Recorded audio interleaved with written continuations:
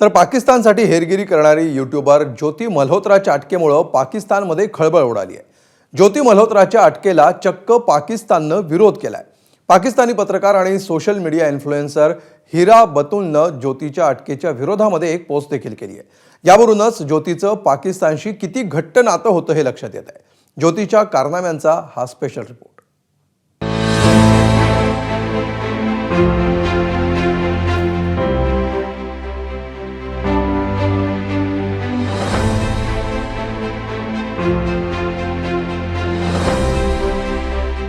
हिंदुस्तानी पाकिस्तानी बहन बहन welcome to Pakistan. हेरगिरीच्या आरोपाखाली अटकेत असलेली यूट्यूबर ज्योती मल्होत्रा जिच्या सोबत सिस्टर कोड शेअर करते ती आहे पाकिस्तानी यूट्यूबर हिरा बतूल। भारतात ज्योती मल्होत्राला अटक झाली आणि तिकडे पाकिस्तानात हिरा बतूलला मिरची लागली। हिरा बतूलनं सोशल मीडिया प्लॅटफॉर्मवर ज्योतीच्या अटकेला विरोध केलाय। पाकिस्तानात ज्योतीची भेट हिरा बतूल सोबत झाली होती। दोघींमधलं बॉन्डिंग कॅमेऱ्यातही कैद झालंय।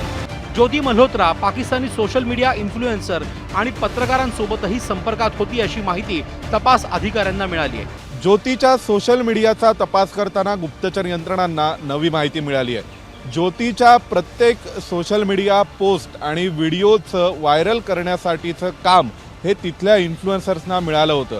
ज्योतीच्या प्रत्येक पोस्टवर आणि व्हिडिओवर पाकिस्तानी इन्फ्लुएन्सर चर्चा करायचे आणि ती पोस्ट व्हायरल करायचे।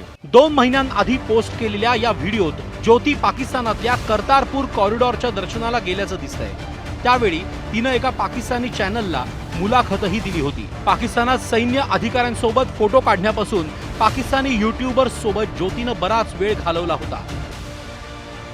हेरगिरीच्या आरोपाखाली अटक झालेल्या ज्योती मल्होत्रानं पाकिस्तानचे माजी पंतप्रधान नवाज शरीफ यांची मुलगी मरियम नवाज यांचीही मुलाखत घेतली होती। या व्हिडिओत ज्योती गुरुद्वारा करतारपूर साहेब कॉरिडॉरमध्ये मरियम नवाज सोबत बातचीत करताना दिसली। हा व्हिडिओ गेल्या वर्षातल्या एप्रिल महिन्यातला आहे।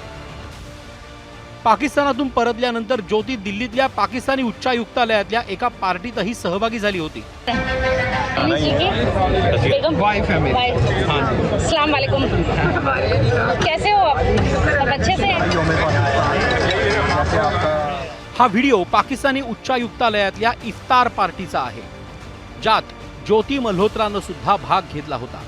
तिनं पाकिस्तानी उच्चायुक्तालयातला अधिकारी दानिशशी मनमोकळ्या गप्पा टप्पा केल्या होत्या।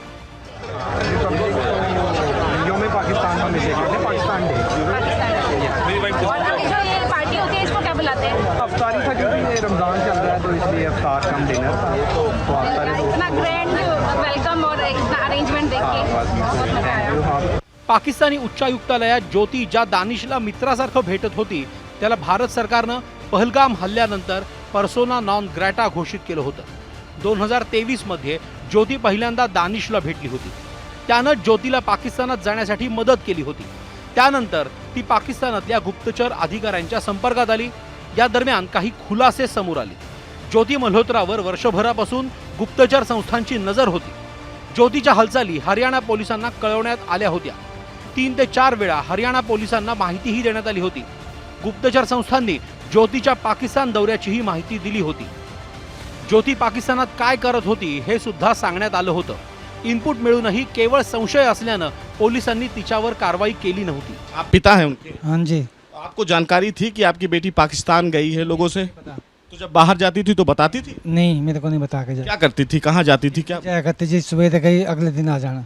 अच्छा, पाकिस्तान जाती थी तो 2-3 दिन या कहीं और देश जाने के लिए? यूँ तो 4-5 दिन भी जाया करते, ये नहीं पता कहाँ जाया करते। नौकरी वोकरी को लेकर कभी आप बातचीत नहीं? नौकरी नहीं करा करती जी। ज्योती यूट्यूबरचा बुरखा पांघरून पाकिस्तानचा दौरा करत राहिली। आपलं पाकिस्तान प्रेम व्हिडिओमधून दाखवत राहिली।